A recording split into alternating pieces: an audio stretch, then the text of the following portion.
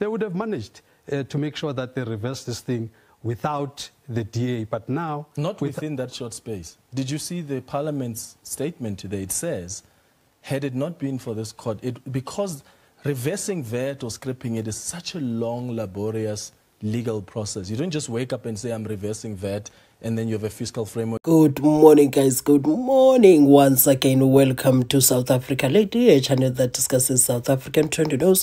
We do, however, grab here and there from international news when it is trending enough to be brought here. Please do understand that I'm not a politician. I do not have deep knowledge in politics. However, I am a South African citizen who's also a voter, and I do believe that my views count when it comes to political affairs of our beautiful country. We are getting better here with this flow, but I still sound horrible and I still struggle to just breathe a bit, but yeah, we're getting there. Pardon me now and then if I do things you don't like swallowing. My throat is a bit dry. But yeah, anyway, you know, sometimes when I see the black political party leaders being interviewed, there's one thing that upsets me the most is the hate of one another. I'm talking about black people now hating each other to that extent, to a level whereby they can't find themselves so that they forgive each other for the benefit of South Africans.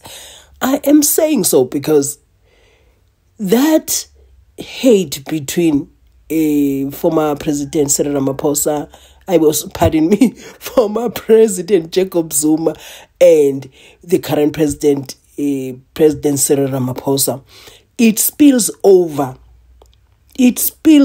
to the leaders of these various political parties and also goes to the people of South Africa.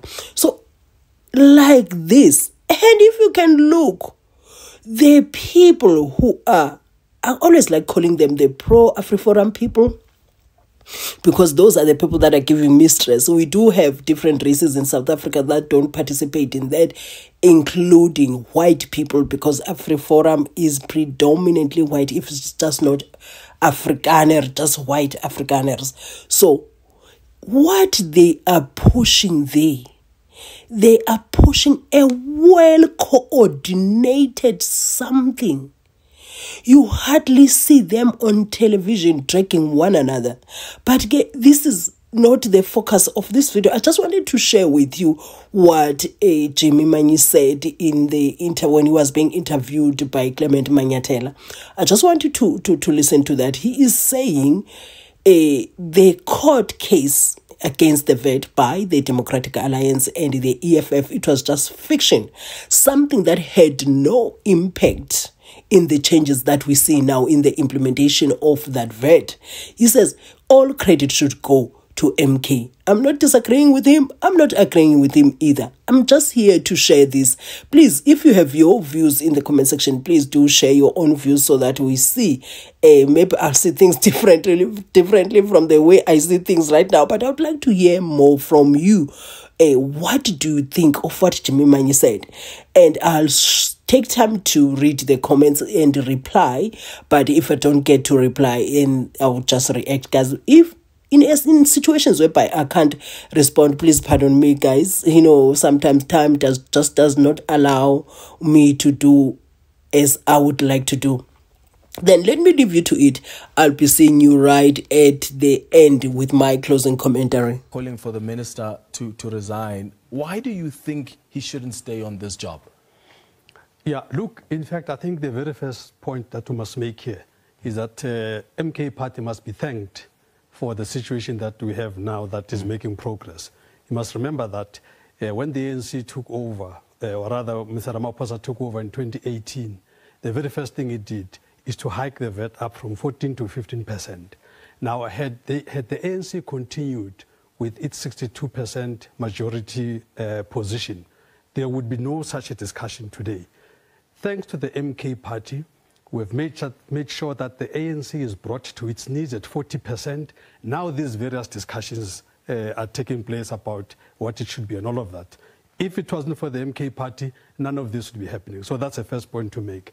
And now, that's a fair point, because historically the ANC, when it presents a budget, it just passes because they've got the numbers already. Yes. If they had 50% or 60%, they would have used their parliamentary majority to just pass through this budget whether South Africans want it or not. In fact, one other thing that the nation must thank the MK party for is that it would have been 17%.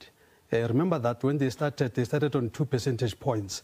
So if it had its way, which just shows how cruel this party is, if it had its way, the poor people in this country, the workers of this country, the disenfranchised in this country would be faced with a 17%. Another person may argue that the ANC still managed to get enough support to pass the fiscal framework in Parliament. So they did manage to speak to other smaller parties to get that 60%.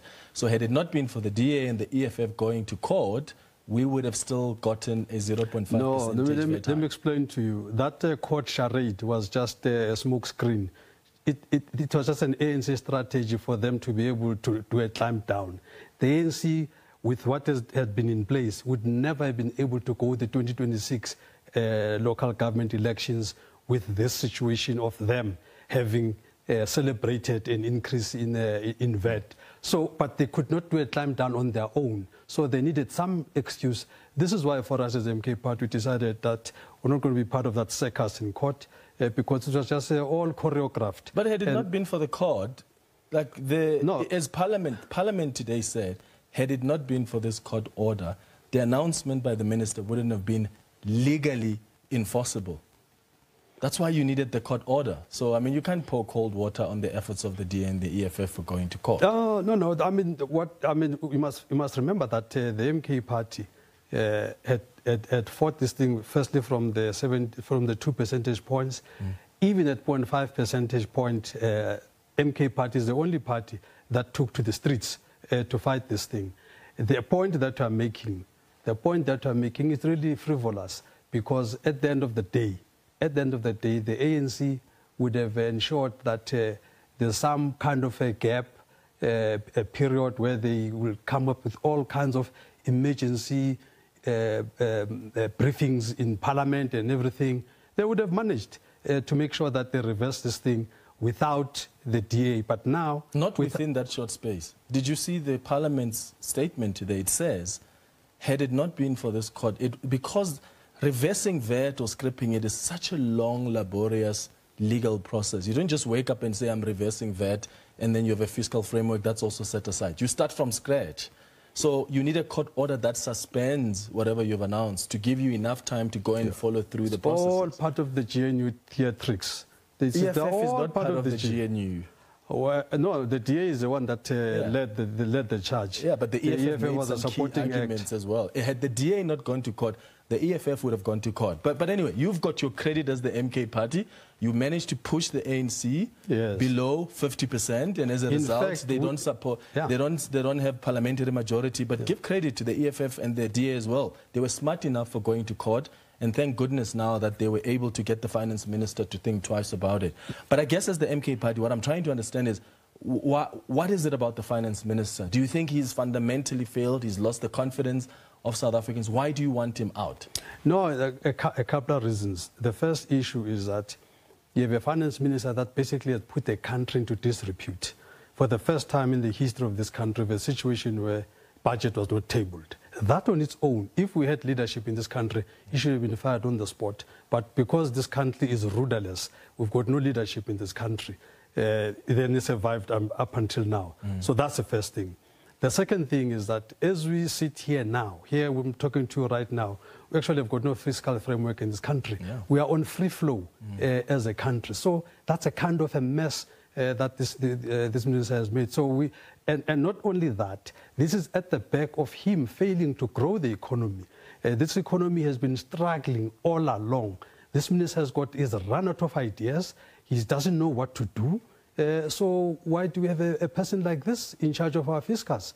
The entire nation, in fact, has now even compromised Parliament.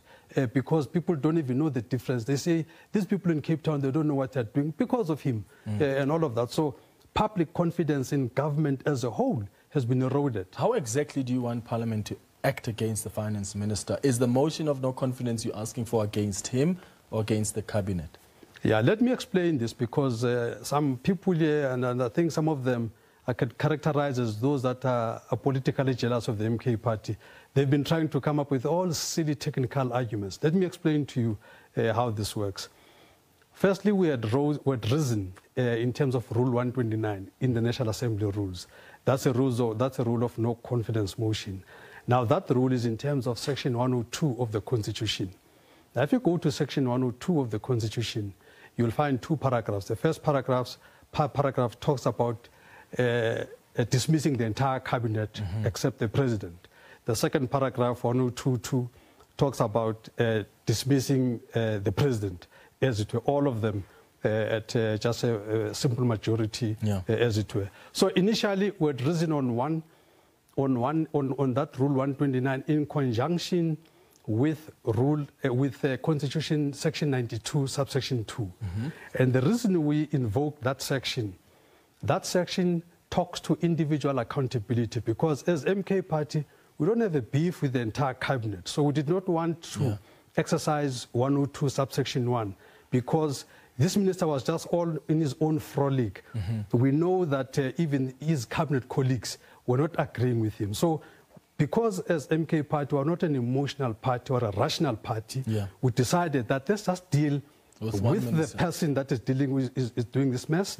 And Section 92, subsection 2, that talks to individual accountability. That's what we wanted to invoke. Okay, help me understand here, because I'm busy checking Section 102 of the Constitution. It only makes express provision for a motion of no confidence in a president or cabinet. So which one expressly says that you can have a motion of no confidence in a cabinet minister? Yeah, you see, here's the thing. You must read the Constitution into context. The first one, if you go to paragraph 1, talks to the cabinet as a whole, except for the president. Right. Now, in order to isolate the minister, then you don't read that paragraph alone, that 102 alone. You must read it in conjunction with Section 92.2 of the Constitution, which talks to individual accountability and collective accountability. So for us now, we wanted to use the individual accountability. So that is the section.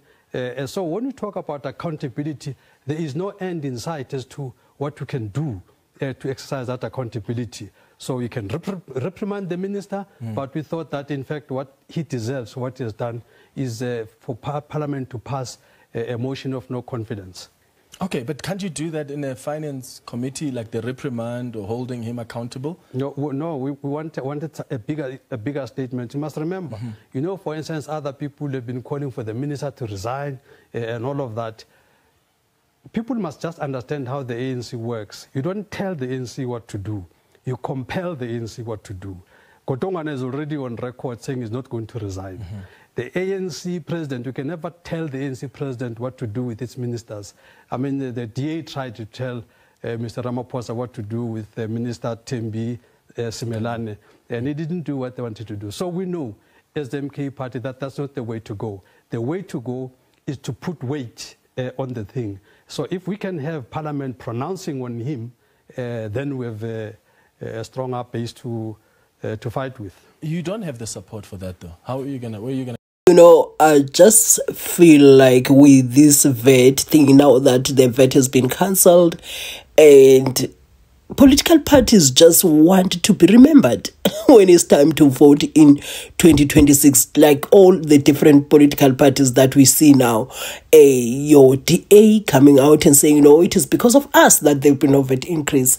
The EFF saying it's because of us that there was no VAT increase. The Action SA, they, you know, as well as MK. So I think they're trying to translate this into votes in 2026 so that when people remember who took the load off their shoulders, and they must remember them. But at the end of the day, I'm confused. You see, you know, there's this disclaimer that I normally use that, you know what, I don't have deep knowledge in politics. I'm only a South African citizen, honestly, and some things I wouldn't understand. To those who understand better, kindly share in the comment section who saved us from that. Who should credit go to? Because at this stage, everyone just wants credit.